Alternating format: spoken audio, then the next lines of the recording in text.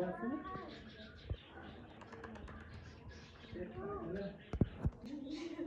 alaykum akalar, jiyishlar, jonlar, sog' charchamayapsizlar. Akalar, bo'ldi, kaptarga qiziqish qolmadi. To'xtatamiz deb qopqonlarni ham sotib yubordik.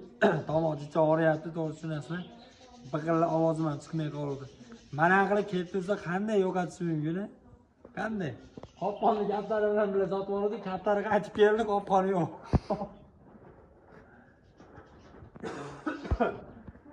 Nima qilaylik endi? Nima desa bo'ladi endi? Bitta maslahat beringlar. Qopqonni qaytaramiz shekilli. Bunaqa qilib kelib turadigan bo'lsa, toshni qichib yana olib kelib ko'tarib qo'yamiz. Yo stoykani tezroq sotib yo'qotaman, yo tushirib olaman, yo bilmadim. Yani qopqonni olib ketkilab qo'yaman shekilli.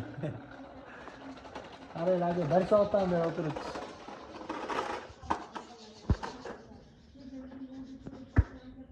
Bilmaysiz, siz ekan.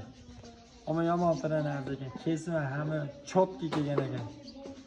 Iloji endi mana qopqon yo'q. Tushdi, tushmasa ketdi. Qanaqa gaplar? Nima bo'ladi?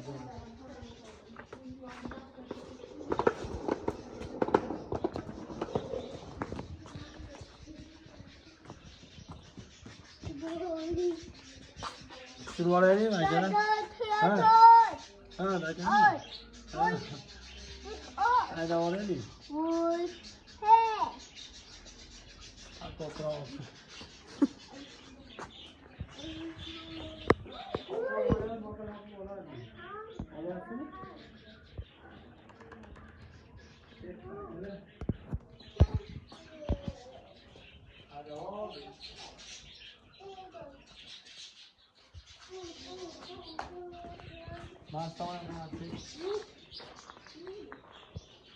Tezroq so'yganni tushirib, ta'sir bo'lalarga bo'lib ne qilib valey qilamiz akalar.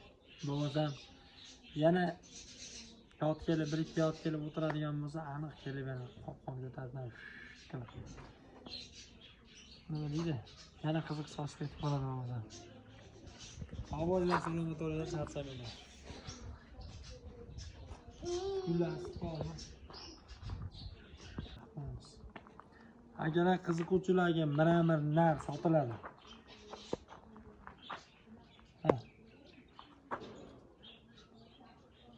Sharaka cho'bi sifatni ko'rib turibsizlar. O'ta go'zal. Uchularni bilmaymiz. Akamizdan oldik, tabarkini. Qizilaya. Nar bu. Qiziquvchilarga sotiladi.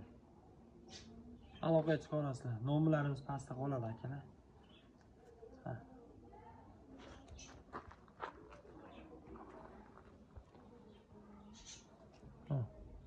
Ham yo'q, kelgan.